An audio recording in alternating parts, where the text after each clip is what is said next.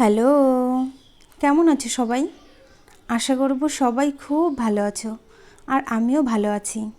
ভালো আছি বলেই আরেকটি রান্না তোমাদের সামনে নিয়ে এসেছি। তো আজকে আমি রান্না করব খুবই প্রচলিত একটি রান্না, মাছের মাথা দিয়ে মুগের ডাল। এই যে মাছের মাথা কেটে রেখেছি, নুন হলুদ মাখিয়ে রেখেছি, কাঁচা জিরে বেটে রেখেছি, গরম মশলা বেটে রেখেছি, কাঁচা লঙ্কা বেটে রেখেছি, কাঁচা আদা বেটে রেখেছি, আর একটু ফোড়ন দেওয়ার জন্য গোটা জিরে, শুকনো লঙ্কা, তেজপাতা রেখেছি। খুব অল্প উপকরণেই রান্না করব অনুষ্ঠান বাড়ির মতন মাছের মাথা দিয়ে মুগের ডাল।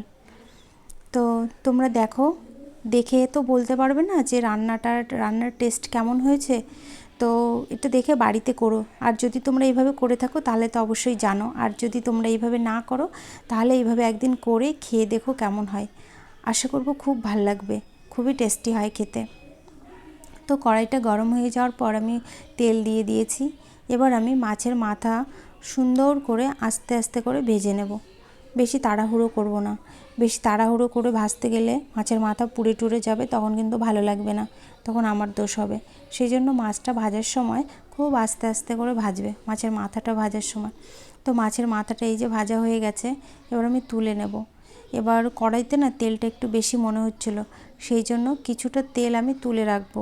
এই তেল দিয়েই আমার ফোড়ন দেওয়া হয়ে যাবে, আর এক্সট্রা করে তেল দিতে হবে না।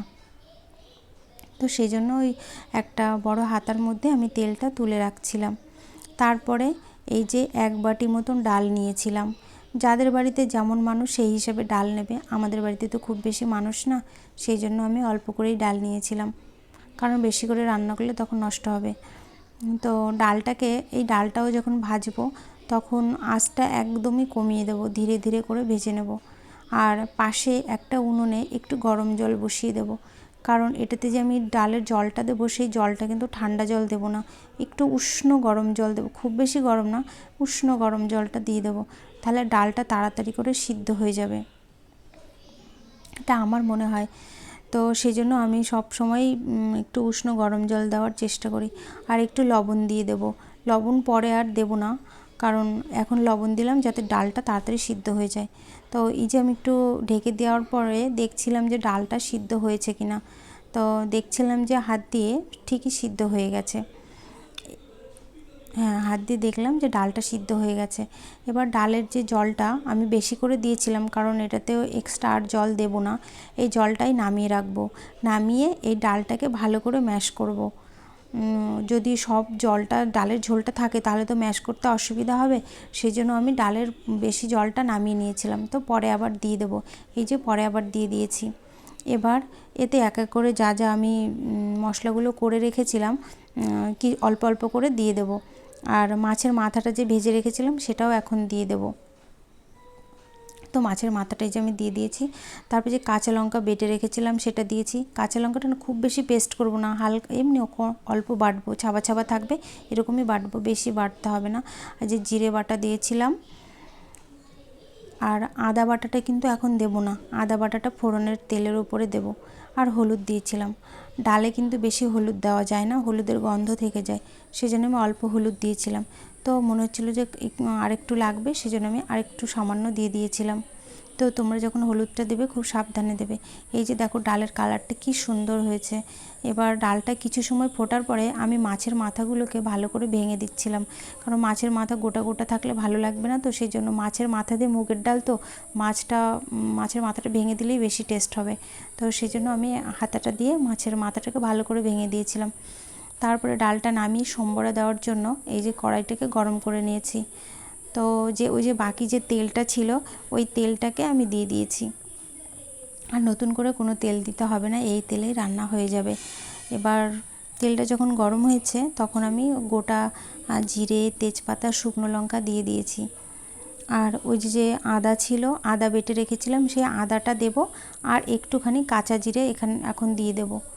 এবার যখন এই কাঁচা আদা আর জিরেটা ভাজবো তখন কিন্তু সাবধান, কারণ হচ্ছে এগুলো ছিটতে থাকে, ছিটে অনেক সময় হাতে লাগে, পায়ে তো লাগে না, হাতে লাগে। তো সেটা একটু সাবধানে করবে।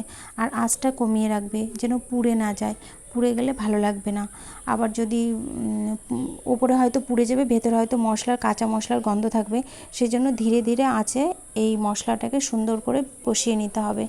তারপরে এই যে আমার কষানো হয়ে গেছে, যখন দেখবো লেগে লেগে আসছে তখন আমি ডালটা দিয়ে দেবো। তো ডাল সম্বরা ফোড়ন দেওয়ার সময় সাবধান কিন্তু, কারণ অনেক সময় গায়ে ছিটে যায়। আমি তো ফোড়ন দিতে ভীষণই ভয় পাই।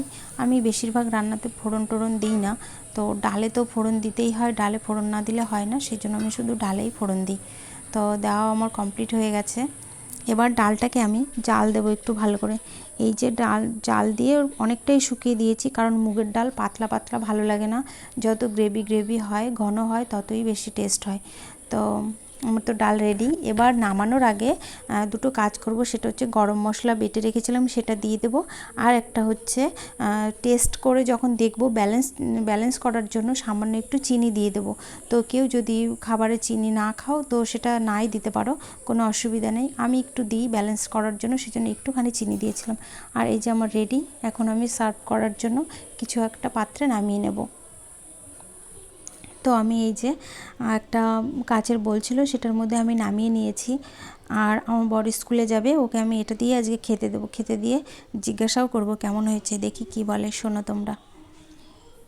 আর এই যে ফল কেটে রেখেছিলাম, ওই স্কুলে নিয়ে যাবো, টিফিনের সঙ্গে কেমন হয়েছে। তো আমি এই যে জিজ্ঞাসা করছিলাম যে কেমন হয়েছে, তো বলছে ভালো হয়েছে। যাই হোক, তোমরাও বাড়িতে এইভাবে রান্না করে খেও, তারপর কেমন হয় জানিও। টাটা।